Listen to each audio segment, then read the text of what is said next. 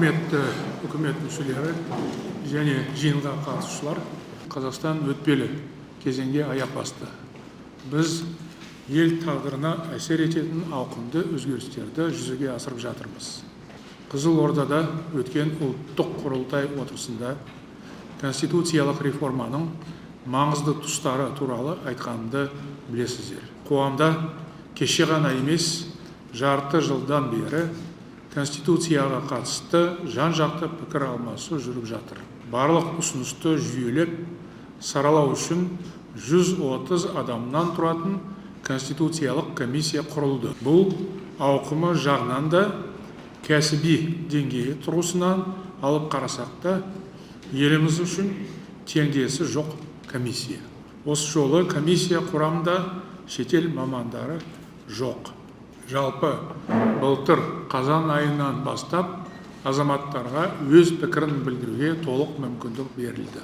Сол уақыттан бері e-government және e-өтініш мемлекеттік цифрлық платформалары арқылы бірнеше мың ұсыныс келіп түсті. Комиссия өтініштің бәрін мұқият қарап, қорытып, тиісті түзетулерді әзірледі. Конституциялық комиссияның жұмысы барынша ашық жүргізілді. Мұны айтып өте маңызды. Себебі еліміздегі реформалар бұрын соңды ешқашан дәл осылай жан-жақты талқыланып, тікелей эфир арқылы жұртшылықтың назарына ұсынылмаған. Біз халық үніне құлақ асатын мемлекет ретінде цифрлық платформаларды кеңінен қолдандық. Конституциялық реформаға байланысты азаматтармен байланыс желілері тиімді жұмыс істеді. Соның арқасында шын мәнінде жалпы ұлттық ауқымдағы талқылау болды десек дұрыс болар. Бұл әділетті Қазақстан құрылысының айқын көрінісі. Осыған дейін Конституциялық комиссияның 10 отырысы өтті. Комиссия мүшелері түзетулердің аса көптігін ескере отырып, ортақ пайымға келді. Ата заңға жекелеген өзгеріс енгізу жеткіліксіз. Қазіргі жағдайда жаңа конституция қабылдаған жөн деген байлам жасады. Соған сәйкес қаңтар айында жаңа конституцияның алғашқы нұсқасы жарияланды. Бұл бастама қоғамның айрықша назарын аударды. Мен мұны өте жақсы үрдіс деп санаймын. Азаматтарымыз Конституция жобасының түрлі баптарын қызу талқылап жатыр. Қоғамның саяси мәдениеті және белсенділігі артып келеді. Бұл менің саяси бағдарымда көрсетілген негізгі міндеттердің бірі. Еліміз үшін әртүрлі көзқарас, бір тұтас ұлт және плюрализмге ашықпыз, экстремизмнен қашықпыз қағидаттары өте маңызды. Сол арқылы қоғамдық диалогтың дамуына, еліміздің үздіксіз алға басуына жол ашылады. Қазірдің өзінде бір нәрсені күмәнсіз айтуға болады. Жұртшылық назарына мүлде жаңа құжат ұсынылып отыр. Бұл құжат мемлекетіміз дамудың даңғыл жолына түскенін, яғни сапалық тұрғыдан жаңа деңгейге көтерілгенін көрсетеді. Нормы, заложенные в проекте новой Конституции, закрепляют последовательность и логику развития политической системы Казахстана на основе концепции «сильный президент, влиятельный парламент, подотчетное правительство». Панорамный взгляд на политические реформы последних лет позволяет убедиться в том, что Казахстан окончательно расстается с суперпрезидентской формой правления и переходит к президентской республике с авторитетным, влиятельным парламентом. Предлагаемые изменения естественным образом продолжают этот процесс и вкупе с политическими преобразованиями последних лет, включая конституционную реформу 2022 года, ставят вопрос о необходимости полной перезагрузки конституционных основ нашего государства. По сути, речь идет о создании новой системы управления государством. Предложенные новеллы позволят перераспределить властные полномочия, усилить баланс в системе сдержек и противовесов И главное – повысить эффективность, устойчивость всех политических институтов. В проекте новой Конституции принцип «не человек для государства, а государство для человека» обрел более осязаемые очертания. Это то, к чему мы последовательно идем, начиная с 2019 года. Түптеп келгенде, ұсынылып отырған өзгерістердің арқауы бір, бұл адамдардың және азаматтардың құқықтары мен бостандықтарын қорғау. Бұл жалаң сөз емес. Біз адам құқығының қорғалуына кепілдік беретін және оның нақты жолдары айқын көрсетілетін бір тұтас жүйе қалыптастырамыз. Мысалы, адвокаттардың ұсынысымен ата заң жобасына адвокатура туралы жеке бап қосылды. Жаңа Конституция жобасында білім беру жүйесіне баса мән беру арқылы мемлекеттің зайырлы сипаты да нақтылана түсті. Ал неке еркек пен әйелдің ерікті және тең құқылы бірлестігі, яғни одағы деген тұжырым арқылы қоғамдағы дәстүрлі құндылықтарды сақтап қалу мақсаты көзделді. Конституция жобасында табиғатты қорғау мәселесіне де назар аударылды. Меніңше, бұл өте маңызды нәрсе. Түзетулердің ішіне тағы бір аса қажетті норманы енгізу керек деп санаймын. Қазіргі Конституцияда тұрғын үйге қол соғуға болмайды, сот шешімінсіз тұрғын үйден айыруға жол берілмейді деген ереже бар. Осы ережені тұрғын үйден мәжбүрлеп шығаруға да сот шешімінсіз жол берілмейді деп толықтырған жөн. Меніңше, бұл жаңа Конституцияның сипатына толық сай келетін әлеуметтік норма. Конституциялық комиссия мүшелерінен осы ұсынысты қарауды сұраймын. Тұтастай алғанда, негізгі заң жобасында Қазақстанның қарқынды дамуына, ұлтымыздың ұйысуына қажетті іргелі қағидаттар мен құндылықтар толық қамтылған. Әділетті Қазақстан, заң мен тәртіп, азаматтардың құқықтары мен бостандықтары мүлтіксіз сақталатыны сияқты негізгі қағидаттар нақты көрсетілген. Білім, ғылым, инновациялар және мәдениет еліміздің теңдессіз басымдықтары ретінде айқындалды. Тәуелсіздігіміз, егемендігіміз және жеріміздің тұтастығы мызғымас құндылықтар болып қала береді және еліміздің унитарлығы, жерінің тұтастығы мен басқару нысаны ешқашан өзгермейді деген аса маңызды сөздер бар. Ата заңымызда бірлік пен келісімнің негіздері нығая түседі. Бас құжатта жауапты әрі жасампаз отаншылдық ұғымы нақты жазылады. Бір сөзбен айтқанда, жаңа Конституция жобасын шын мәнінде озық, яғни түбегейлі жаңарған, әрбір тұсы сарапталған, сапалы жазылған мәтін деп атауға толық негіз бар. Онда конституциялық құрылысқа қатысты әлемдегі үздік тәжірибелер көрініс тапқан. Адам құқықтары және ұлттық мүддеміз толық қорғалған. Әрине, қазіргі конституциямыздың мән маңызын ешкім жоққа шығармайды. Соңғы 30 жылда жеткен барлық жетістігіміздің бастауында ата заңымыз тұрғаны сөзсіз.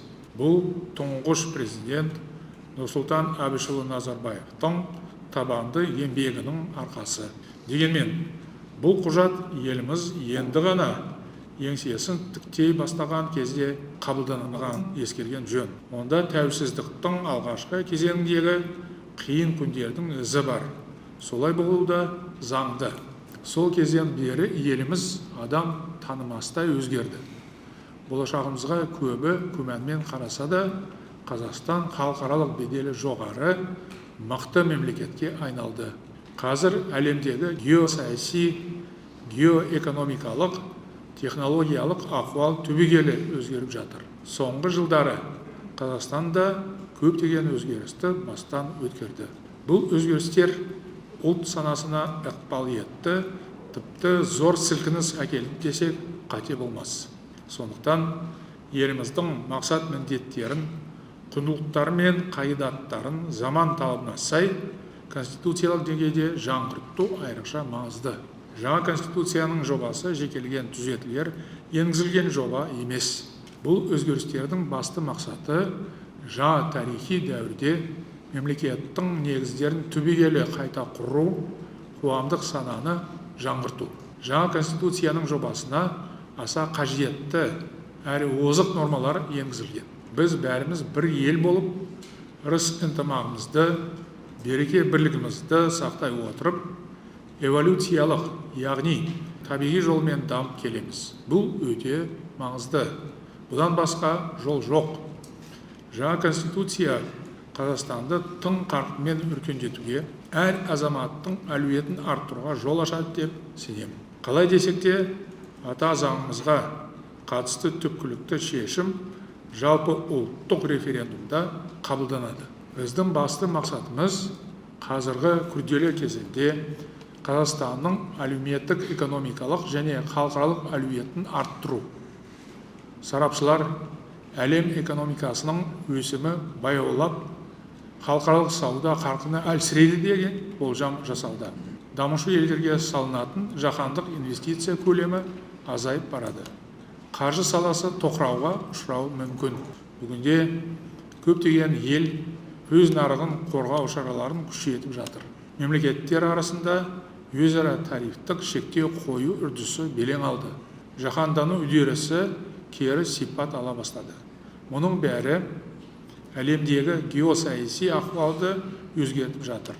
Бірақ негізгі әрі шешуші оқиғалар әлі алда. Дүние жүзінде мүлде жаңа үдерістер пайда болуда.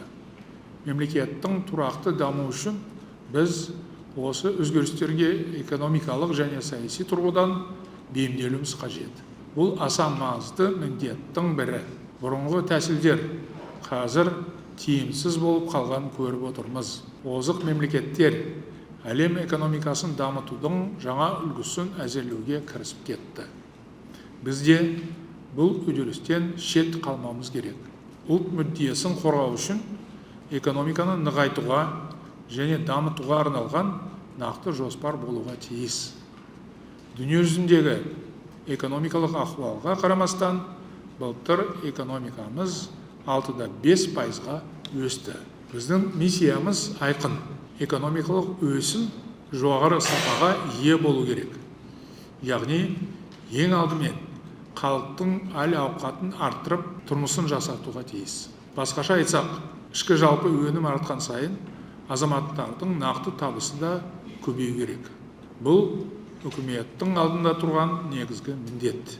Для достижения этой цели стране необходима экономическая политика, основанная не на инерции роста предыдущих лет и срочных мерах реагирования на текущие вызовы, а на тщательно продуманном перечне приоритетов. Другими словами, нужна модель устойчивого роста, в которой государство четко определяет стратегический вектор развития рыночной экономики, направляет имеющиеся финансовые ресурсы в ключевые сферы, обеспечивающие качественный рост экономики. Такой подход призван обеспечить более эффективное и справедливое распределение национального дохода именно в пользу наших граждан. Откровенно говоря, об этом я думаю ежедневно, консультируясь со специалистами, читаю специальную экономическую аналитику. Предстоит большая работа по перезагрузке экономической и финансовой политики. Ближайшая задача правительства – обеспечить рост за счет повышения производительности, технологического обновления, развития человеческого капитала, использования прибыли на благо страны. Создание такой модели возможно только путем активизации инвестиционной политики, защиты интересов бизнеса на долгосрочной стабильной основе и переориентации экономической политики на конечный результат. А это рост доходов граждан и укрепление экономического суверенитета. В порядке срочной задачи правительству также предстоит обеспечить стабильно приемлемую инфляцию, сбалансированность государственных финансов, полноценную реализацию нового инвестиционного цикла, объявленного мною в послании прошлого года. Тотальная цифровизация и внедрение искусственного интеллекта должны выйти за рамки вспомогательной функции, стать главным связующим звеном экономического развития. В числе ключевых задач цифровизации на основе искусственного интеллекта – это повышение производительности труда, создание экспортоориентированных секторов экономики, производство продукции с высокой добавленной стоимостью, встраивание Казахстана в глобальные цепочки цифровой экономики. Это позволит сформировать современный индустриальный, энергетический, транспортный каркас страны через реализацию нового инвестиционного цикла. Жасанды интеллектіні дамыту бұл уран емес. Бұл экономикалық идеологияның негізгі тірегі. Тіпті ұлттық идеологиямыздың мызғымас тұғыры болуға тиіс. Осындай жауапты сәтте дұрыс, батыл, әрі тиімді шешімдерді дер кезінде қабылдау өте маңызды. Шынайы өмірге түк қатысы жоқ құрғақ ұсыныстар беру, қысқасы нәтижесі жоқ іспен айналысу мүлдем болмау қажет. Бүкіл мемлекеттік аппарат нақты нәтижеге жету үшін жұмыс істеу керек. Және оның игілігін бүкіл қоғам көруге тиіс. Осы орайда қазіргі таңдағы аса өзекті мәселелерге тоқталайын. Бірінші мәселе – инфляцияны ойға қонымды қалыпты деңгейге түсіру қажет. Оның шарықтап кетуіне жол бермеу керек. Инфляцияның не себепті жоғары болып тұрғаны белгілі. Кеселдің себебі анықталды. Енді осы мәселені шешу керек. Бірақ ұсынылатын шаралар елдің дамуына кері әсерін тигізбеу қажет. Дәл осы тұста түрлі пікір айтылып жатыр. Үкімет пен ұлттық банкке бірлесіп, нақты іс-қимыл алгоритмін әзірлеуді тапсырам.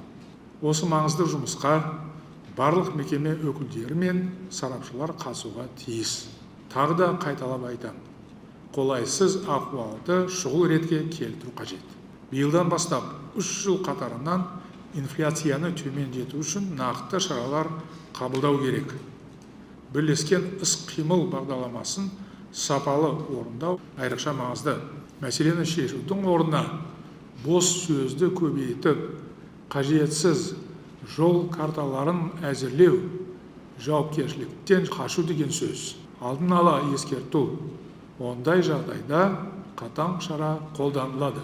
Халықтың табысы артса ғана нақты нәтижеге қол жеткіздік деп санауға болады.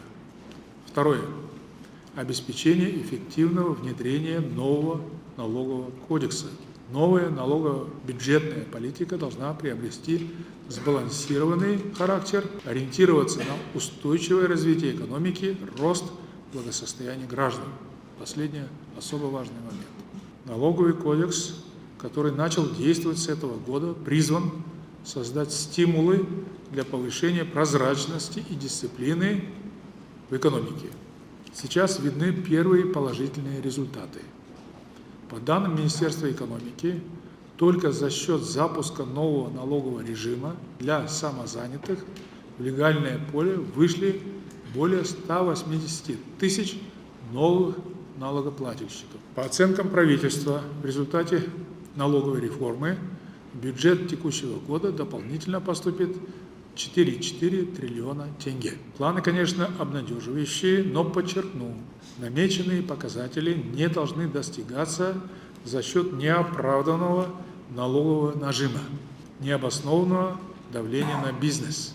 Считаю, что значительный потенциал пополнения бюджета скрыт в эффективном налоговом администрировании. Поэтому следует в срочном порядке обеспечить тотальную цифровизацию налоговой системы. При этом на смену карательному менталитету должны прийти и утвердиться принципы партнерства и взаимного доверия между налоговыми органами и налогоплательщиками. Нужно наладить эффективное взаимодействие государства и бизнеса. Такое партнерство должно быть честным, взаимовыгодным и, я бы сказал, ответственным с точки зрения обоюдного понимания его важности для развития экономики. Об этом я говорил в недавнем интервью в газете «Туркестан». Как я понял из бесед с некоторыми членами правительства, далеко не все его прочитали с должным вниманием. То же самое касается и моего выступления на заседании Национального Курултая в Кызылорде. Под влиянием интернета, видимо, сложно стало читать длинные тексты. Тем более появилась возможность прослушивать тексты, в том числе содержание книг и статей. Но это не красит государственных служащих. Надо читать, иначе, дойдя до пенсионного возраста, можно утратить необходимые когнитивные способности. Это очень опасно. Читайте больше. Далее, банки, агрегаторы, маркетплейсы должны быть полноценно включены в периметр налогового администрирования, выполнять функции налоговых агентов. Комитету государственных доходов предстоит стать фабрикой фискальных данных, работающей полностью в цифровом режиме. Это единственно верный путь решения всех проблем. До конца 2027 года необходимо завершить внедрение цифрового налогового и таможенного администрирования. Это задача стратегической важности. Следует в срочном порядке запустить национальный каталог товаров, реестр отечественных товаропроизводителей, а также расширить цифровую маркировку товаров. Но последнее нужно сделать без ущерба запланированному производству. Принимаемые министерствами новые правила и решения не должны падать на иностранные компании, как, впрочем, и отечественные, не будем их делить, как снег на голову. Такая практика только ухудшает инвестиционный климат. Тревожные сигналы на этот счет уже стали поступать ко мне в виде писем отечественных и зарубежных компаний. Эффективность фискальной политики – это в первую очередь бюджетная консолидация и соблюдение строгой финансовой дисциплины. Нужно провести всестороннюю ревизию действующих бюджетных программ для существенного сокращения неэффективных государственных расходов. Мы об этом говорили уже, приходится повторять. Это задача огромной важности. Не затягивайте ее выполнение. Министерство финансов и Министерство экономики должны проявлять жесткость и принципиальность в этих вопросах. И, конечно же, профессионализм. Четко разделять приоритеты. Что поставить выше, что поставить ниже. Следует перейти от действующего критерия освоения бюджетных средств к управлению эффективностью государственных инвестиций. Это очень важная задача. Вообще вот эта спешка с освоением бюджетных средств – это порочная практика, я вам скажу. Кто это поставил такую задачу на первый план? И вот к концу года начинается гонка, так называемое освоение бюджетных средств. Это же просто трата бюджетных средств, по-другому если назвать. Это неправильно. Пересматривайте все правила игры. Сейчас новое время наступило. Правительству и акиматам поручается прекратить финансировать проекты из-за опасений неосвоения бюджета. Или, что еще хуже, на основе субъективного ангажированного выбора. Проще говоря, нужно прекратить сумасбродство. Теперь такой подход будет рассматриваться как злонамеренное действие против государственных интересов. Получать бюджетные деньги должны только проекты, приносящие реальную пользу нашим гражданам и способствующие развитию национальной экономики. Правительству до 1 мая текущего года поручается провести ревизию бюджетных программ и усовершенствовать механизм отбора проектов, финансируемых за счет государства. Это касается и квазигосударственного сектора. Мен жолдауда бұл мәселе туралы айттым. Бюджеттік шығындардың ашықтығын қамтамасыз ету үшін, яғни қаржының қайда, қалай және не үшін жұмсалып жатқаны айқын болу үшін цифрлық теңгені белсенді пайдалану қажет. Қазіргі таңда бұл тәсіл мемлекеттік сатып алу жүйесінде, субсидиялау кезінде, сондай-ақ ұлттық қордан ірі жобаларға қаражат бөлу барысында тиімді қолданылып жүр. Бұл құралды басқа да салаларға енгізіп, аясын кеңейту керек. Тағы бір маңызды мәселе.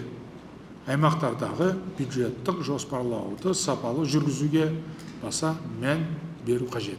Өздеріңізге мәлім, соңғы жылдары аймақтардың кіріс қоры айтарлықтай артты.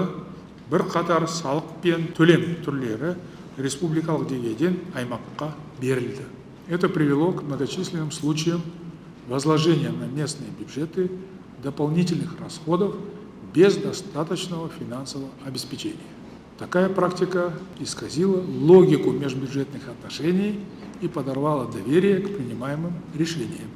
Поэтому принципиально важно учитывать рациональное соотношение передаваемых финансовых ресурсов и растущих обязательств местных исполнительных органов.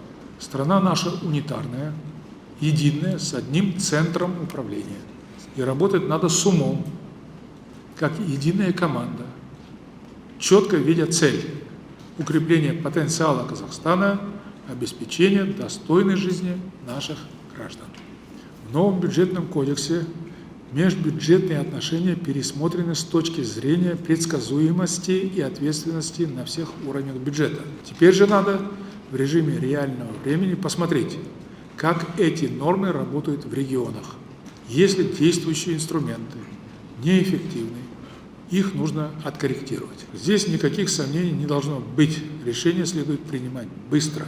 Новые правила не должны ограничивать финансовую самостоятельность регионов и прежде всего подрывать стимулы к наращиванию собственной доходной базы. Правительство обязано принять меры для укрепления финансовой устойчивости регионов. Это задача стратегического характера. Нельзя допустить размывания ответственности между разными уровнями управления. Менің тапсырмаммен былтыр 2030 жылға дейін аймақтарды дамытуға арналған тұжырымдама бекітілді. Басты мақсат өңірлер арасындағы әлеуметтік экономикалық теңсіздікті азайтып, халықтың әл-ауқатын арттыру. Өткен жылғы даму қорытындысы туралы айтар болсақ, аймақтардың экономикасы тұрақты өсіп өркендеп келеді. Бірақ шешімін таппаған мәселелер бар. Аймақтардың инфрақұрылыммен қамтылу деңгейі орташа есеппен алғанда 64,1%. Бұл көрсеткіш әр өңірде әртүрлі. Айтарлықтай алшақтық бар. Қажетті инфрақұрылымның болмауы облыстардың дамуына және халықтың тұрмыс сапасына кері әсерін тигізіп отыр. Әсіресе жаңадан құрылған Абай және Ұлытау облыстарында инфрақұрылым жеткіліксіз. Алматы облысында да ахуал мәз емес. Бұл аймақтардың дамуына айрықша назар аудару қажет. Аймақ басшылары экономиканы әртараптандыруға және азаматтардың табысын арттыруға баса мән беруге тиіс. Инфляцияны төмендету үшін тиімді шаралар қабылдап, сапалы инвестиция тарту керек. Шағын және орта бизнесті дамыту арқылы жаңа жұмыс орындарын ашу қажет. Үшінші мәселе – цифрлық мемлекет құру мәселесіне айрықша көңіл бөлу керек. Бұл Қазақстанның болашағына тікелей әсер етеді. Жаңа ғана бұл саланың еліміз үшін стратегиялық маңызы туралы айтып кеттім. Баршаға түсінікті деп ойлаймын. Сондықтан жұмысқа селқос қарап, жай барақат жүруге болмайды. Әйтпесе, қолдағы мүмкіндіктен айырылып қаламыз. Цифрлық тәсілдер арқылы артық шығынды қысқартып, әкімшілік кедергілерді еңсере аламыз.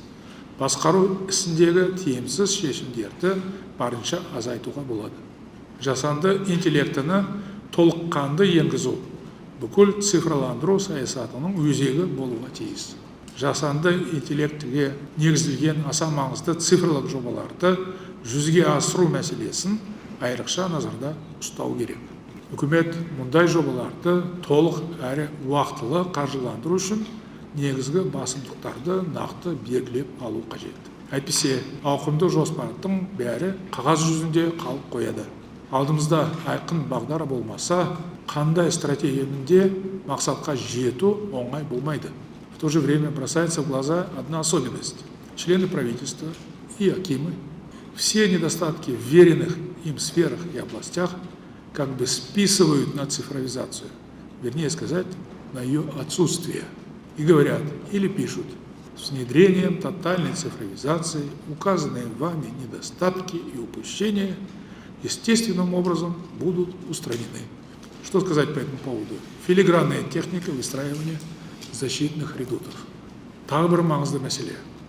Сапалы цифрлық даму үдерісін жеке сектормен тығыз байланыста қараған жөн.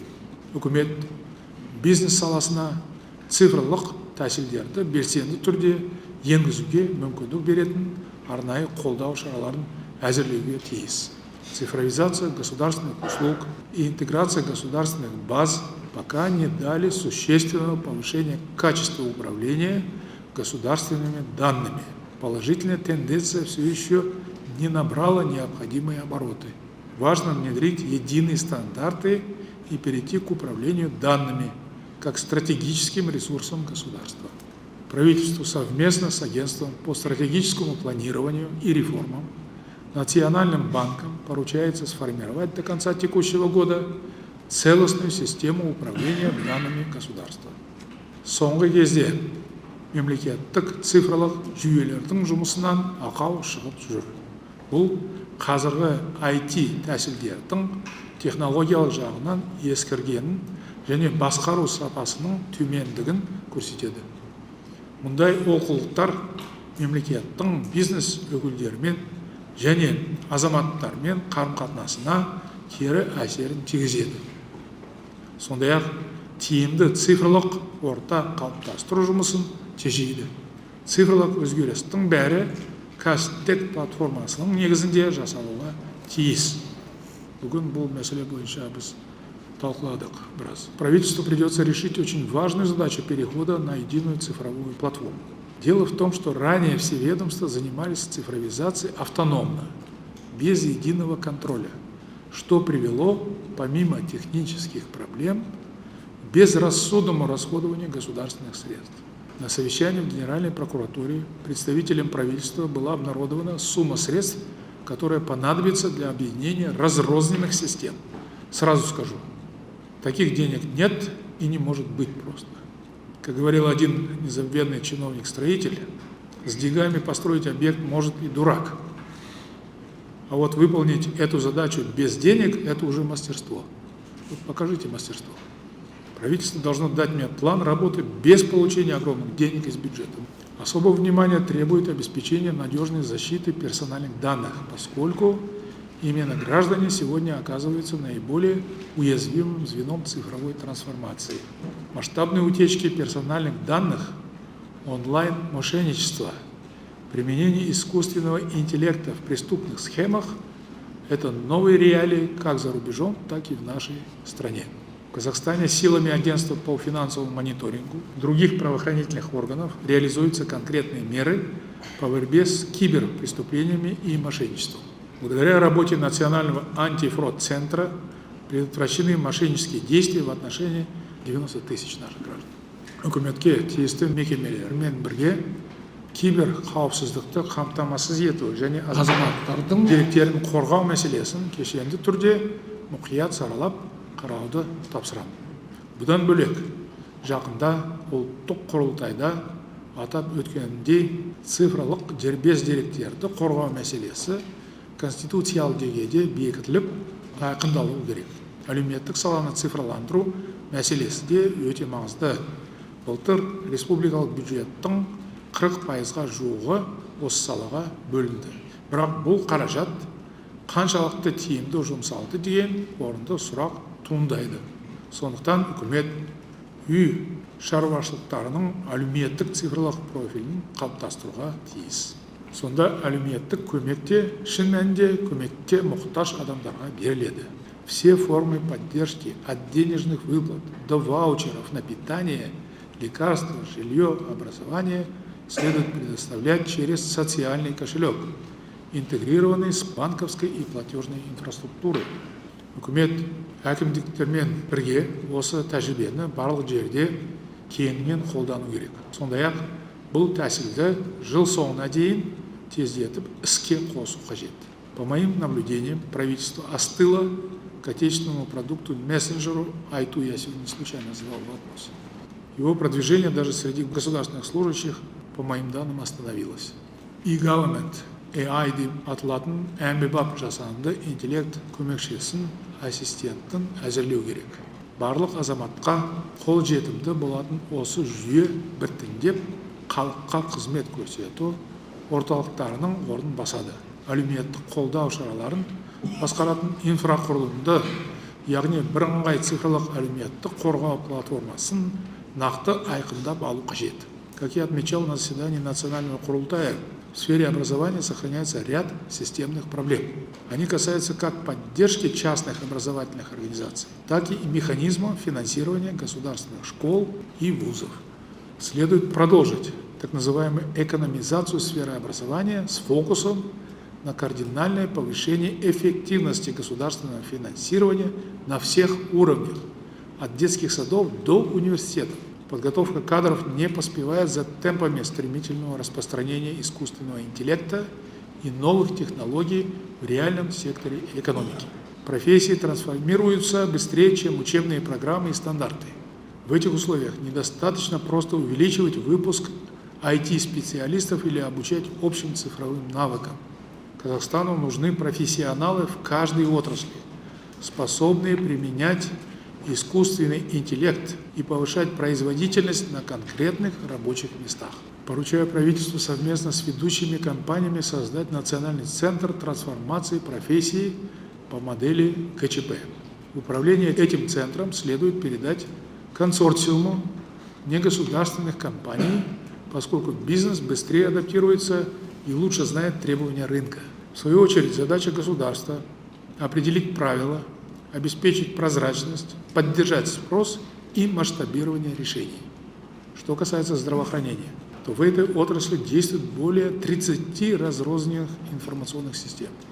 За прошедшие годы полноценная интеграция этих систем так и не состоялась, что является одной из основных причин злоупотребления в процессе освоения средств бюджета. Удивительно, что буквально под боком у профильных министров осуществлялись мошеннические схемы запредельных масштабов и беспрецедентные по своей дерзости. Причем в социальной сфере.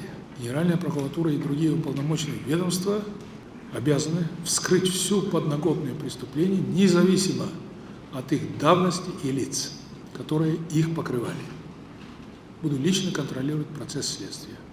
Үкіметке 1 желтоқсанға дейін бір ыңғай мемлекеттік медициналық ақпараттық жүйе құру жұмысын аяқтауды тапсырамын. Бұл барлық үдеріске бақылау жасап, басынан аяғына дейін қадағалап отыратын жүйе болуға тиіс.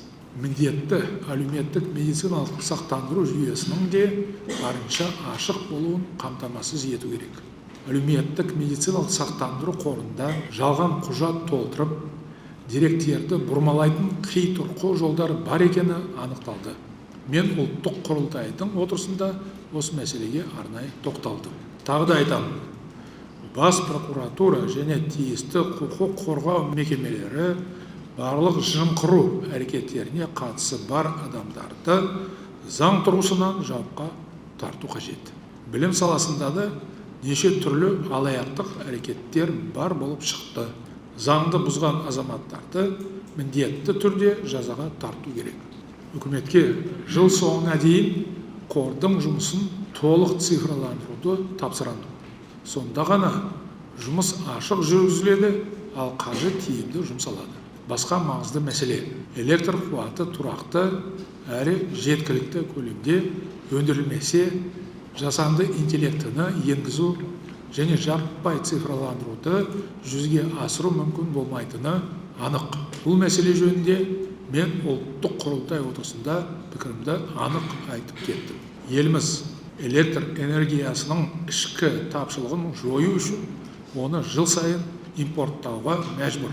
Былтыр 3,7 миллиард киловатт сағат энергияны сырттан алдық. Қуат көздері мен электр желілерінің әбден ескеруі де бұл саладағы ахуалды ушықтырып тұр. Өткен 3 жылда тарифті инвестицияға айырбастау бағдарламасы аясында энергетика саласына 1 триллион теңгеден астам қаржы салынды. Бұл қаражаттың негізгі бөлігі, яғни 900 миллиард теңгеден астам қаржы жөндеу жұмыстарына жұмсалды. Жаңа қуат көздерін іске қосуға 140 миллиард теңге ғана бөлінген. Бұл ұзақ уақыт бойы тұрақты энерго жүйені қамтамасыз етуге жетпейтіні анық. Электр қуаты жеткіліксіз болса, еліміз ойдағыдай дами алмайды. Осы маңызды мәселені ескермей, жоспар құру еш қисынға келмейтін шаруа. Энергетика министрлігінің бұрынғы басшылары тек мұнаймен шұғылданған сияқты. Электр қуаты өндірісі екінші қатарда назардан тыс қалды. Енді бұл олқылықты түзетуіміз қажет тез арада. В настоящее время в Казахстане производится 123 миллиарда киловатт-часов электроэнергии. Для нашей страны это совершенно недостаточно. Үкімет 2029 жылдың соңына дейін 13,3 гигаваттық жаңа қуат көздерін іске қосамыз деп жоспарлап отыр. Оның 5,9 гигаватты жаңартылатын қуат көздерінен алынбақ. Сондай-ақ үкімет келесі жылы электр қуатына деген сұранысты толық өтеуді көздеп отыр. Тіпті 1,3 миллиард киловатт сағат қуатты артық өндіре аламыз деген болжам бар. Бірақ бұл мақсатқа жету үшін міндеттеменің бәрі уақытылы орындалып, жеткілікті қаражат бөлінуге тиіс. Сонымен қатар бізде қуат көздерін іске қосу мерзімін қайта-қайта кейінге қалдыру әдетке айналды. Мысалы, Алматыдағы 2 және 3 жылу электр орталығын жаңғырту мерзімі бірнеше рет шегерілді. Жұмыс әлі күнге дейін жүргізіліп жатыр. Сондықтан үкімет жоспарланған қуат көздерінің толық іске қосылуын қамтамасыз етуге тиіс. Бұдан былай соза беруге болмайды. Менің ойымша, мәселе нағыз энергетика мамандарының болмауында. Энергетика саласындағы мәселелермен алып бар жатқан не бар дейсің деп, азды кем білімі бар, бірақ өзіне деген сенімі мол, кез келген адам айналысатын болды.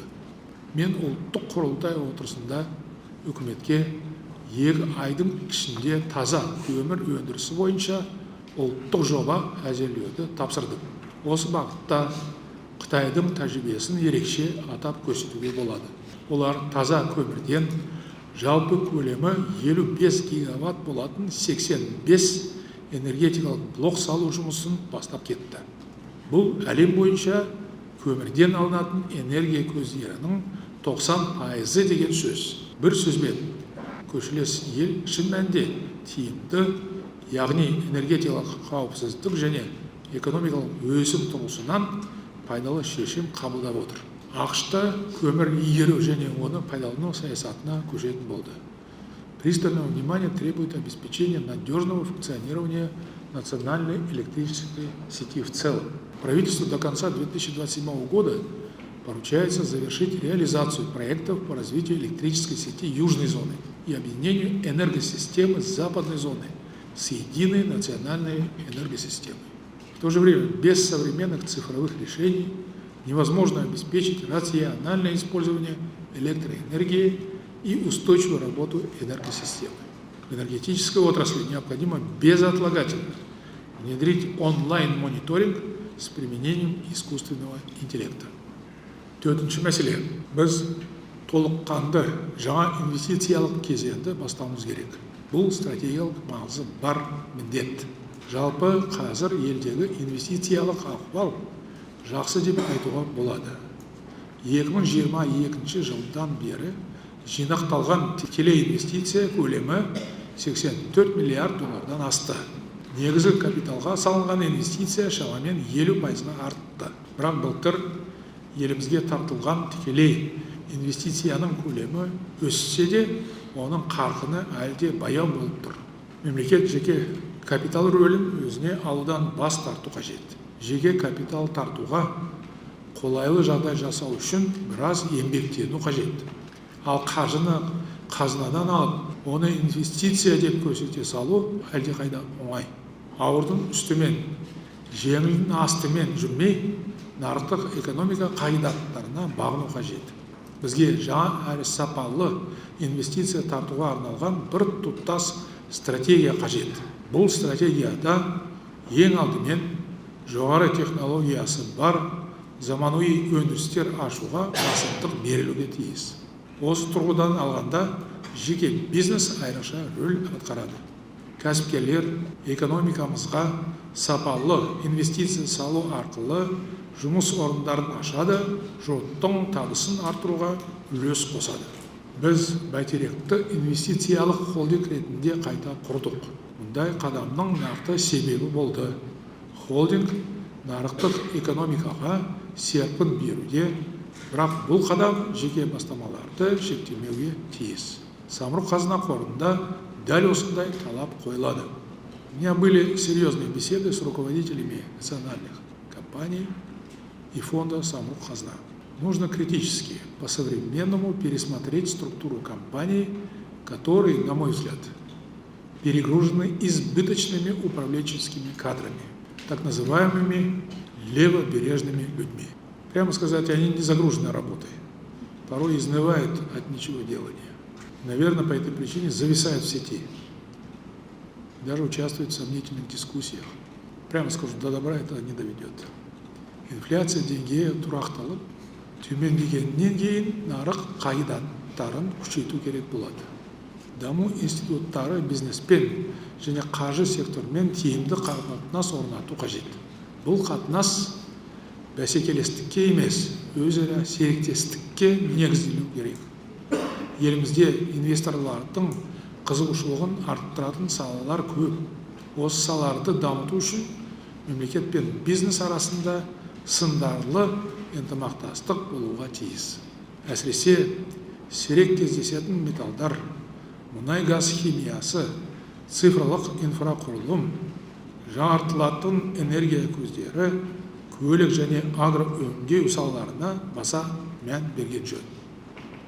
Мысалы, қазір технологиялар қарқынды дамып жатқан кезде аса қажетті материалдарға, яғни сирек металдарға сұраныс күрт артып келе жатыр. Қазақстанда мұндай жобаларды жүзеге асыруға батыс елдері және басқа да дамыған мемлекеттердің инвесторлары зор қызығушылық танытып отыр. Бұл Қазақстанның жаһандық бәсекедегі артықшылығы. Осы артықшылықты тиімді пайдалануымыз керек. Оны ел игілігіне жарату қажет. Бірақ ашығын айтуымыз керек. Инвесторлармен жұмыстың қазіргі тәсілдері сапалы инвестиция тартуға кедергі келтіріп отыр. Қағаз бастылық әлі көп. Бір міндет бірнеше органға қатар жүктелген. Мен былтырғы жолдауымда бұл мәселеге арнайы тоқталдым. Осындай тиімсіз жұмысты доғару қажет. Мекемелер арасында бір тұтас әрі өзара келісілген байланыс жүйесін қалыптастыру керек. Бір сөзбен шешім қабылдау және үйлестіру жұмысы бір жерден жүзеге асыруға тиіс. Шешім қабылдау үдерісін созуға болмайды. Оны тездету керек. Инвестициялық штаб енді ашық айту керек. Роман Склярдың арқасында өз жұмысын жалпы тиімді атқарып отыр. Көп нәрсе бірінші басшыға байланысты. Олар инвестициялық жобалардың тиімді жүзеге асырылуын қамтамасыз етуге тиіс. Жоба іске қосылғаннан кейін де инвесторға қолдау көрсете беру керек. Жұмыс барысында үнемі мониторинг жүргізіп, әкімшілік кедергілерге жол бермеу қажет. Мен инвестициялар мәселесімен айналысатын арнайы көмекшіні тағайындадым. Шетелдік немесе отандық инвесторлардың сұрақтары болса, мұрат нүктелеуге focal point ретінде шағымдануға болады.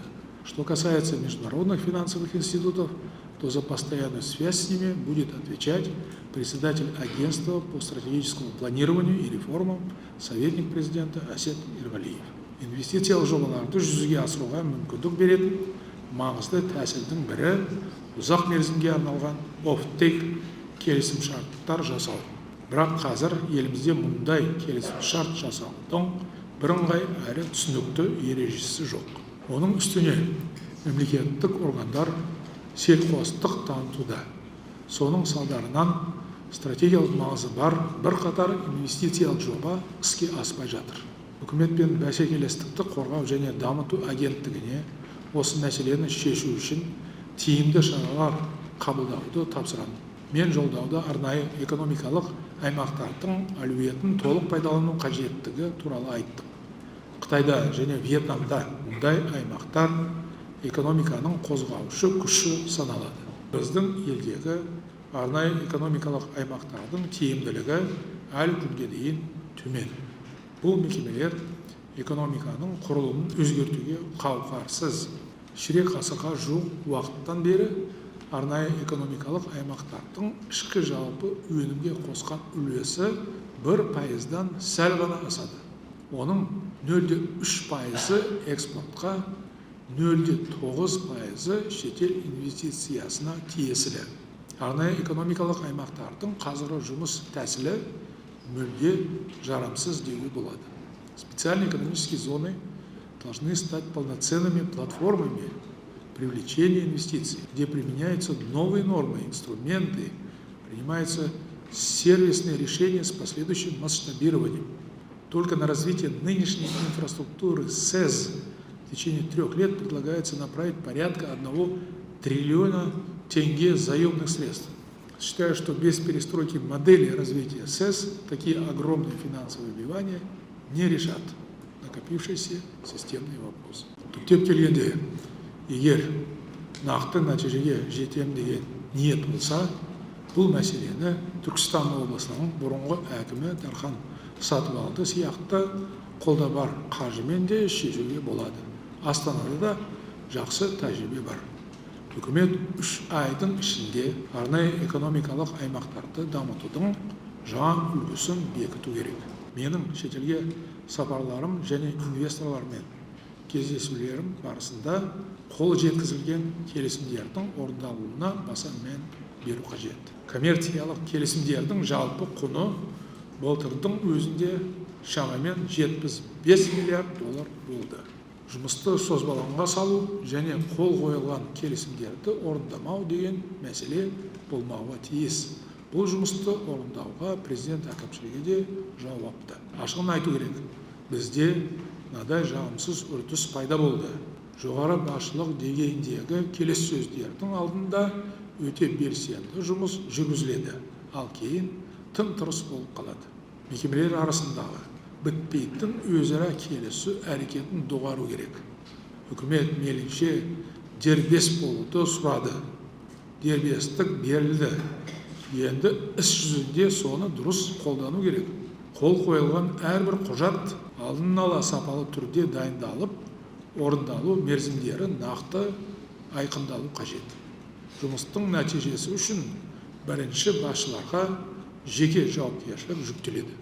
Государство обязано полностью выполнять взятые на себя обязательства перед инвесторами. Именно так формируется деловая репутация и доверие к стране. Правительству следует сфокусироваться на повышении инвестиционного потенциала нашей страны, развитии конкурентных преимуществ Казахстана. Важный инструмент стимулирования притока инвестиций в экономику – это государственно-частное партнерство ГЧП. Данный механизм при правильном и умелом его применении позволяет эффективно перераспределять инвестиционные риски между государством и бизнесом. Но потенциал ГЧП реализуется слабо. Большинство инфраструктурных проектов по-прежнему зависят от прямого бюджетного финансирования без существенного вовлечения частного капитала, банковского сектора и международных финансовых организаций. При ограниченных бюджетных возможностях такой подход серьезно сдерживает темпы реализации многих инвестпроектов. Разумеется, как любой другой финансовый инструмент, ГЧП имеет свою стоимость, но если она оправдана, то правительству следует активнее применять данный механизм. При необходимости следует внести изменения в законодательство. Жедел даму жолына түскен Алатау қаласы жаңа инвестициялық кезеңнің негізгі жобасы болуға тиіс. Бұл Smart City қағидатына сәйкес барлық салаға озық инновациялар енгізу, жасанды интеллекті мен цифрлық технологияны қолдану деген сөз. Онда капитал тарту үшін теңдесі жоқ жағдай жасалып, жаңа батыл шешімдер қабылдауға мүмкіндік беретін өздік реттеу режимін қалыптастыру қажет. Осы маңызды мәселе бойынша менің тапсырмаммен конституциялық заң әзірленіп парламенттің қарауына ұсынылды. Но мне доложили, что Национальный банк и Агентство по финансовому мониторингу опять накидали возражения, которые в принципе не позволяют принять конституционный закон. Хотя на совещании под моим председательством этого не было. Почему тогда они накидывали возражения? Если у вас имеются опасения или возражения, которые, на мой взгляд, плод отвлеченных от реальной жизни иллюзий, Дайте мне соответствующую бумагу, я наложу резолюцию, чтобы двинуть процесс вперед. Мне не привыкать брать на себя ответственность. А вы продолжаете действовать на разного рода конференциях. Сейчас такое время, дело нужно делать. Дело, а не дрожать от страха. Нам бы день пережить или до ночи простоять. Правительству необходимо обеспечить качественное развитие этого уникального для нашей страны проекта без лишней бюрократии и проволочек. Вы же видели эти города? Начиная с Шэньчжэнь. Я в 1988 году впервые посетил. Тогда это была маленькая рыболовецкая деревня. Но сейчас там живет более 10 миллионов человек с самыми современными технологиями. Они давали льготы, рисковали. И Дэн Цзяопин говорил, смелее проводите реформы. На китайском языке это только 4 иероглифа. Эффективная реализация нового инвестиционного цикла во многом зависит от активного участия финансового сектора. В настоящее время на долю банковской сферы приходится 84% совокупных активов финансового сектора страны. Однако доля займов бизнесу стабильно остается на невысоком уровне и составляет примерно 38%. В то же время банки второго уровня только в 2025 году сумели, как говорится, легко и непринужденно заработать около 3 триллионов тенге. Много говорим о создании условий для возврата банков к своей естественной роли как основного источника финансирования экономики. Но каждый раз находятся отговорки. А в результате мы были свидетелями мошеннических схем. Это было в недавнем прошлом, в банковской системе, после чего крупные системообразующие банки, несмотря на огромную государственную помощь, падали и продавались буквально за $1. Вы знаете имя этого банка, так же, как, впрочем, и других банков. Сейчас же стали говорить о высокой стоимости привлечения денежных ресурсов для самих банков, что, дескать, препятствует финансированию ими экономики.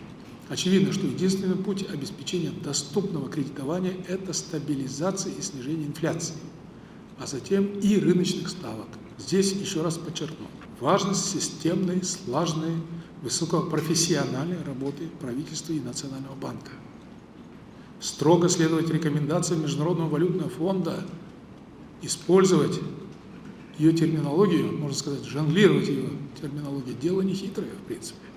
А вот самим включить мыслительный процесс, чтобы хотя бы попытаться решить многочисленные проблемы, создать так называемые рамки решения этих проблем, это уже работа другого порядка.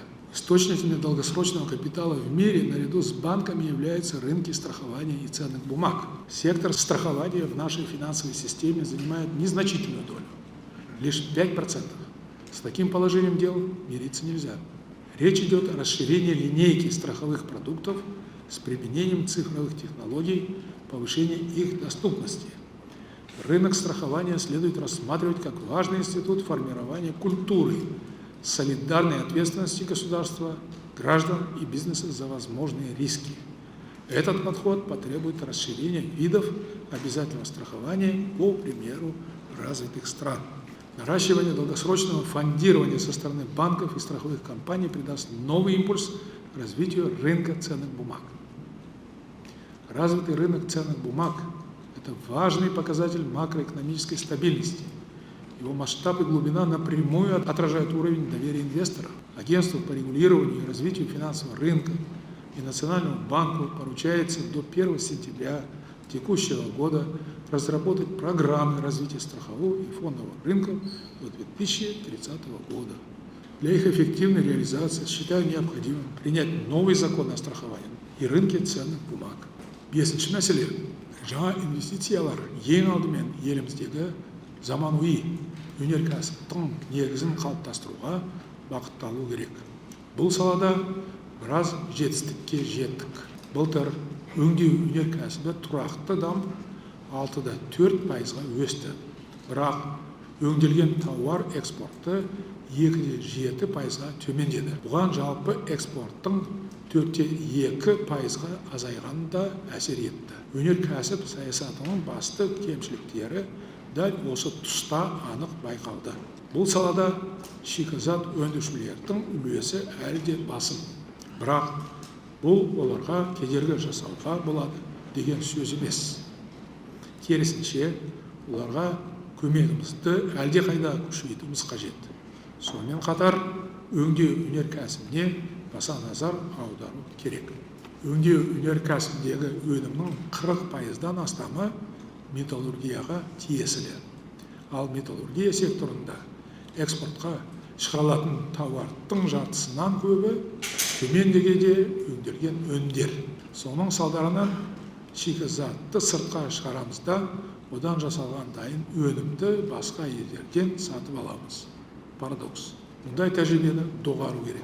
Производство продукции более высокого передела с последующим экспортом должно стать коммерчески более выгодным, чем вывоз просто сырья. Это, конечно, нелегкая задача, но исключения имеются. Это, прежде всего, Кормет.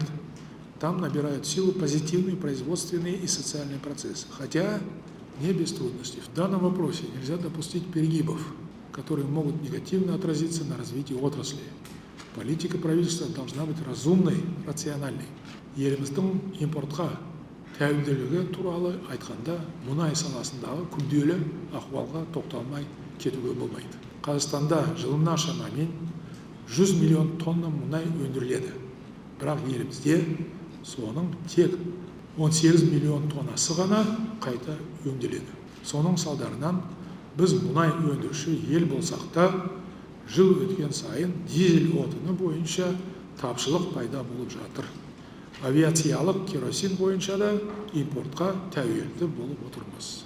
Сондықтан отынға деген сұраныстың жоғары екенін ескере отырып, елімізде жұмыс істеп тұрған мұнай өңдеу зауыттарын жаңғырту керек. Бұл жұмысты жедел орындау қажет. Жедел. Это позволит увеличить общий объем переработки сырой нефти на 9 миллионов тонн ежегодно. С 18,4 миллионов тонн до 27,4 миллионов тонн. Так мне докладывает профильное министерство. Правительству предстоит принять обоснованное решение насчет строительства нового НПЗ. Прежде всего, надо правильно рассчитать, откуда будет поставляться сырье, какую продукцию и в каких объемах оно будет производиться.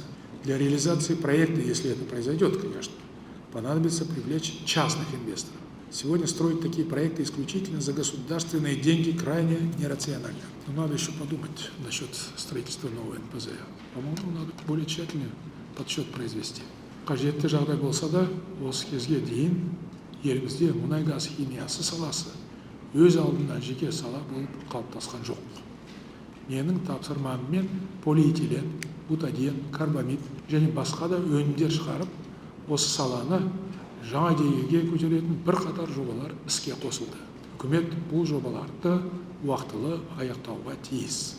Осындай мұнай-газ химиясы саласындағы ірі жобаларды іске асыру арқылы еліміздің негізгі химия өнімдеріне полиэтилен, полипропилен деген сұранысын өтейміз. В то же время у нас отсутствует дальнейший передел из выпускаемых полимеров. В частности, можно наладить производство такой востребованной продукции, как автодетали, системы капельного орошения, медоборудование, посуда и многое другое. Здесь важно поддержать отечественный малый и средний бизнес, в том числе через лизинг оборудования и льготное кредитование. Это позволит внести серьезный вклад в снижение непродовольственной инфляции. Мұнай-газ химиясы және басқа да негізгі салалардағы өңдеу өнеркәсібін дамыту үшін ресурстар қорын толықтыру өте маңызды. Қазір үкімет тікелей мемлекеттік инвестицияға үміт артып отыр. Алдағы 3 жылда бюджеттен геологиялық барлау жұмыстарына 500 миллион долларға жуық қаржы бөлу жоспарланған.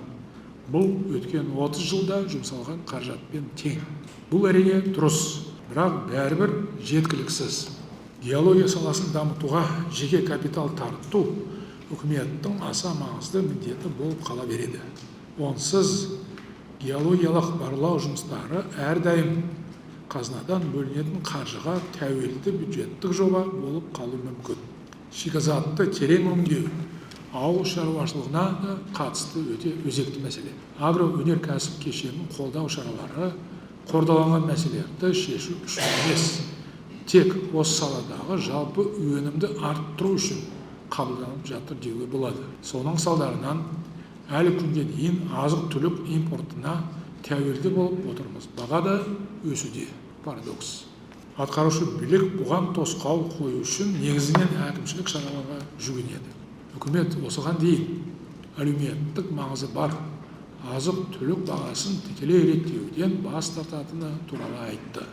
Соған қарамастан, мұндай тауарлар саны 19-дан 31-ге дейін көбейді. Үкімет бұл шешімді уақытша шара деп түсіндірді. Бірақ уақытша деп басталған шара әдеттегідей тұрақты сипатқа ие болып кетпеу керек. Ал шаруашылығы өнімдерінің экспортына да нарыққа қайшы шектеулер қойылған. Шешімді қабылдар алдында оның салдары қандай болатынын ешкім ойламайды. Не себепті бұлай жасалып жатқанын түсіну қиын емес. Себебі нарықты дамытқанынан гөрі бұған шектеу қою әлдеқайда оңай. Мұндай әрекетті тоқтату керек. Үкімет бизнес қауымдастығымен бірлесе отырып, тамақ өнеркәсібін дамытуға қатысты жүйелі шаралар қабылдауға тиіс. Елімізде мал шаруашылығын дамытуға мол мүмкіндік бар. Бұл айқын нәрсе. Бірақ біз осы әлеуетімізді дұрыс пайдаланбай отырмыз. Мал шаруашылығының даму стратегиясы да, қарқыны да мардымсыз, түсініксіз кешенді жүйе жоқ. Бұл салада шешімін таппай тұрған мәселе көп. Өнімдердің басым бөлігі жеке қосалқы шаруашылықтарда және шаруа қожалықтарында өндіріледі. Еттің 60%, сүттің 80% солардың еншісінде. Бұл жағдай өнімділікті арттыруға кедергі болып отыр. Елімізде жем-шөп қорын даярлаудан бастап өнімді өңдеу, жеткізу, сату үдерісі бір тұтас жүйе ретінде жолға қойылмаған. Басқаша айтсақ, осының бәрін басқарудың бірыңғай жүйесі жоқ. Өкінішке қарай, 2026 жылы осындай мәселелер туралы айтуға мәжбүр болып отырмыз. Биыл мал шаруашылығын дамыту жоспары жасалды. Бұл құжат осы саладағы олқылықтарды жойып, оның дамуына жол ашуға тиіс. Енді ақыры не болатынын көреміз. Мен жолдамда және Түркістан газетіне берген сұхбатымда шағын шаруашылықтарды кооперацияға біріктіру қажеттігін айттым. Бұл жерде шетелдік тәжірибені үлгі ретінде алуға болады. Мысалы, Нидерландының жүйесін алсақ, онда шаруалар кооперациясының нақты әрі бірізді жүйесі бар. Соның арқасында олар құны 130 миллиард доллар болатын ауыл шаруашылығы өнімдерін экспорттап отыр. Шаруаларды жаңа үлгідегі кооператив құруға ынталандыру керек. Ол үшін үкімет батыл шаралар қабылдауы тиіс. 1 қыркүйекке дейін ауыл шаруашылығы кооперациясы туралы жаңа заң дайындау қажет. Шаруаларды мемлекеттік қолдау жүйесі барынша ашық болу керек. Қазір бұл жүйенің күмәнді, көлеңкелі тұстары көп. Үкімет жыл соңына дейін ақпараттық жүйелерді кіріктіру жұмысын аяқтауға тиіс. Бұл қадам субсидиялау үдерісін цифрландырып, шаруалардың міндеттемелерін бақылауға алуға мүмкіндік береді. Мал шаруашылығын тұрақты дамыту үшін ветеринарлық қауіпсіздік жүйесі сапалы болуға тиіс. Ашығын айтқанда, Қазақстанда бұл сала кенжелеп тұр. Еліміздегі 168 зертхананың 27-сі ғана халықаралық стандартқа сай келеді. Мал дәрігерлерінің жұмысы толық бақылауға алынбаған. Соңғы 3 жылда малға екпе салдық деп 30 мың жалған құжат жасалды. Бұл саланы бір жола тәртіпке келтіру қажет. Үкімет ветеринария саласын дамытудың кешенді бағдарламасын 3 айдың ішінде қабылдауға тиіс. Құзырлы мекемелер биыл кейбір аймақта алдымен су тасқыны, содан соң құрғақшылық болатынын айтуда. Үкімет қазірдің өзінде нақты іс-қимыл жоспарын әзірлеп қою керек.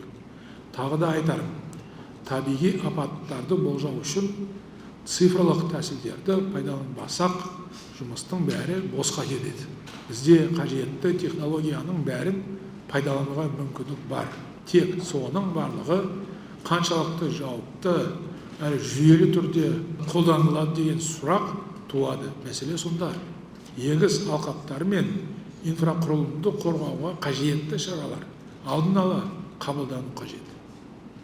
Әр жолы мәселе пайда болған кезде ғана жан таласпай қиындықтың алдын алған жөн. Бұрынғы қателіктерге жол бермеу керек. Көктемде келіп қалды.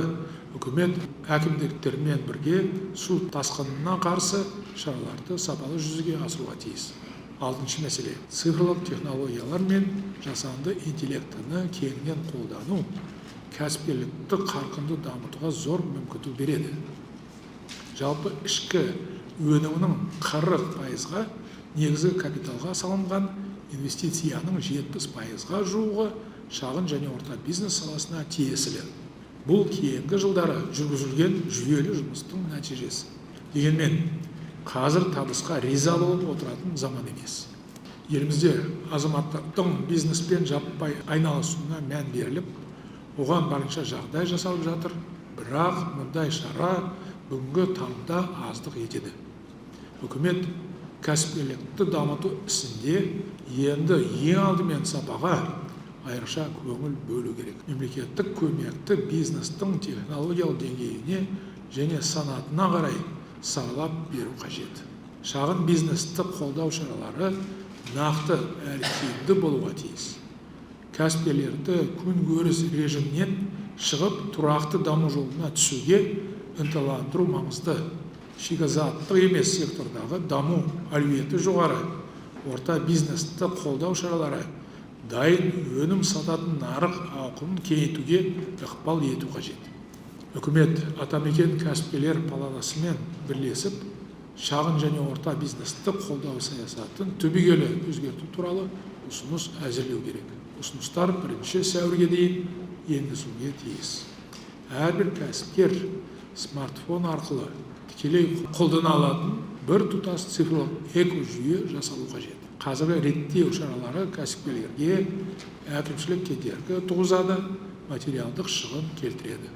Осы кедергілер мен шығындарды азайту үшін кезінде шағын және орта бизнес нысандарын тексеруге мораторий жарияланды. Бірақ мораторий мерзімі аяқталған сәтте бәрі қайтадан бұрынғы қалпына түсті.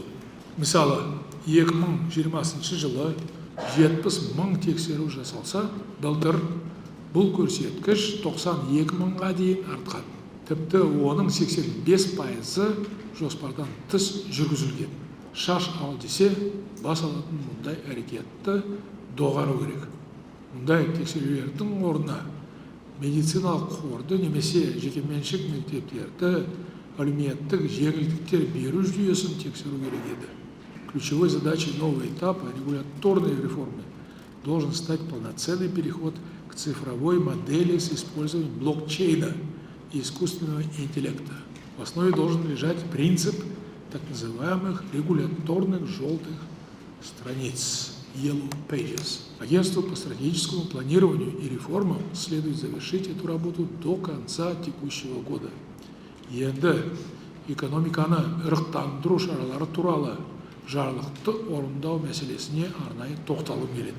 Бұл жұмыс іс жүзінде емес, қағаз жүзінде ғана орындалып жатыр деуге болады. Құзырлы органдар құжатта көрсетілген тапсырмаларға ат-үсті қарайды. Бизнес жүргізуге қолайлы жағдай жасауды емес, құр есеп беруді ойлайды.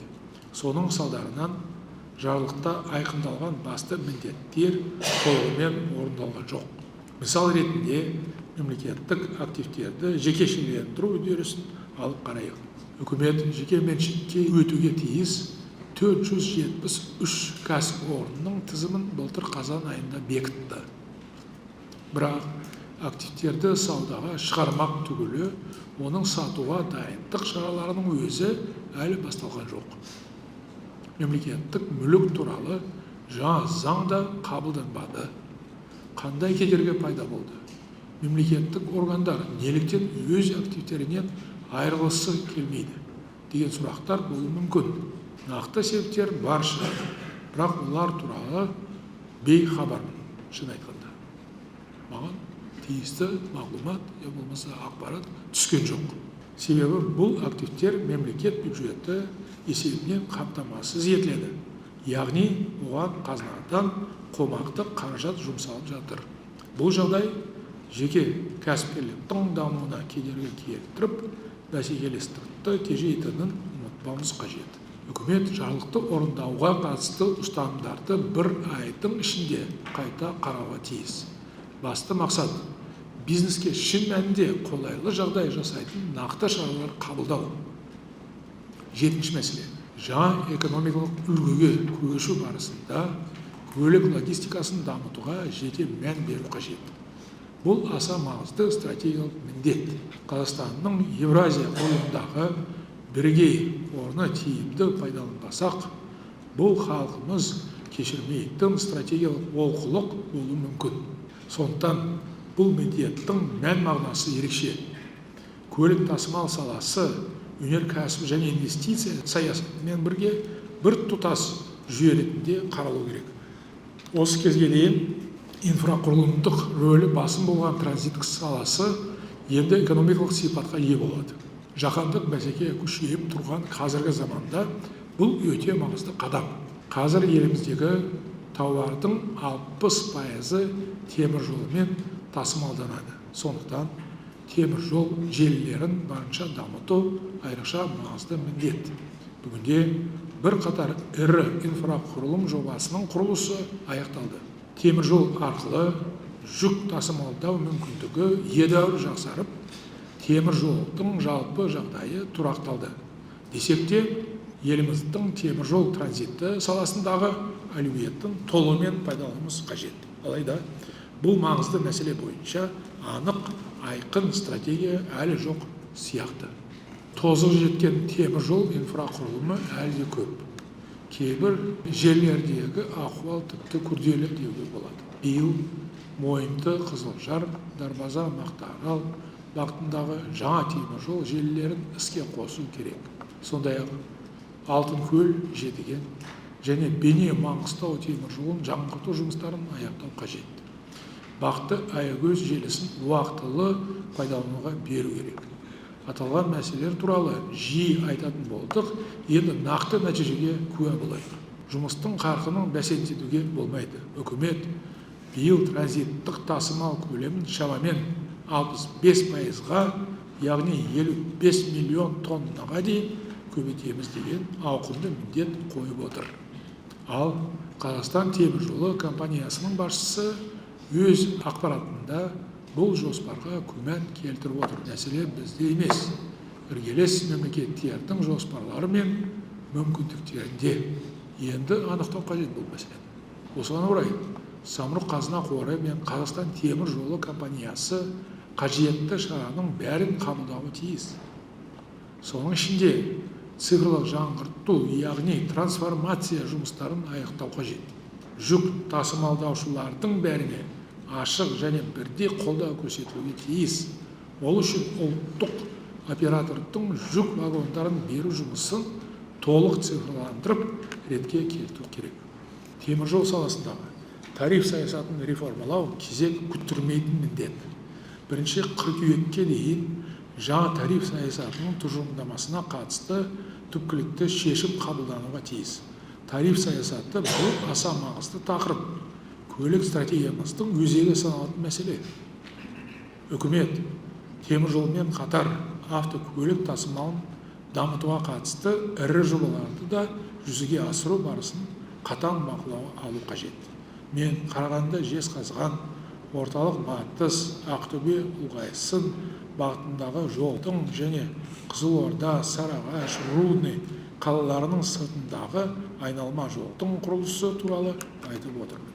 Автокөлік тасымалын дамыту туралы айтқанда, ең алдымен жолдың сапасы мен қауіпсіздігіне қатысты мәселелер шешімін табуға тиіс.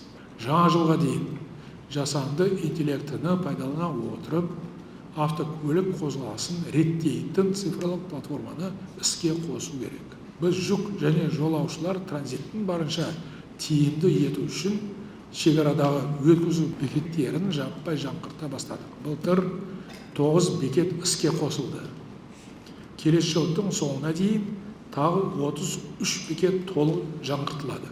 Бекеттердің сапасына да қарауымыз керек. Цифрлық тәсілдер және жасанды интеллектінің көмегімен кедендік рәсімдерді оңтайландыру керек, бірақ бақылауда әлсіреп кетпеуге тиіс. Еліміздің және көрші мемлекеттердің ақпараттың жүйелерін өзара байланыстыру керек. Мен жолдауымда жүк тасымалын басқаратын смарт карго цифрлық платформасын, сондай-ақ кеден рәсімдерін жасайтын кеден жүйесін енгізуді тапсырдым. Қазір осы жүйелер пилоттық режимде жұмыс істеп тұр. Барлық мекеменің ақпараттық жүйесін өзара кіріктіріп, бұл платформалардың толық іске қосылуын тездету керек. Осылайша бір тұтас интеллектуалды көлік экожүйесі қалыптасады. Қорыта келе, тағы да айтып өткім келеді. Алдымызда ауқымды, маңызды міндеттер тұр. Біз әрдайым бір қадам алда жүруіміз керек. Ойланып, толғанып отыратын уақыт жоқ. Батыл, тиімді шешім қабылдап, оны жедел жүзеге асыру қажет. Шын айтқанда, бүгінгі қаралып жатқан мәселелер белгілі. Олар жолдауында да, ұлттық құрылтайда да көтерілді. Үкімет мүшелері, айналымызда жүрген сарапшылар, ел экономикасының алдында тұрған түйткілдерді шешу жолын тез арада ұсынады деп күтудің қажеті жоқ деген сияқты пайымдаулар бар екен, біз жақсы білеміз. Біз бәсекеге қабілетті ел болуымыз керек. Бәсекеге қабілетті болсақ, болашағымызда жарқын болады. Негізгі басымдықтарымыз өзгермейді. Азаматтардың табысын арттырып, тұрмыс сапасын жақсарту басты міндет болып қала береді. Үкімет, орталық және жергілікті атқарушы органдар өз жауапкершілігін толық сезініп, жұмыс істеуге тиіс. Үкіметтің бірінші кезектегі міндеті батыл, күмәнсіз шешімдер қабылдау үрдісін жаңғырту. Ел игілігі және азаматтардың мүддесі үшін еңбек ету қажет. Әрбір тапсырма уақытылы әрі сапалы орындалу керек. Ең бастысы елге пайдасы тиетін нақты нәтиже болуға тиіс.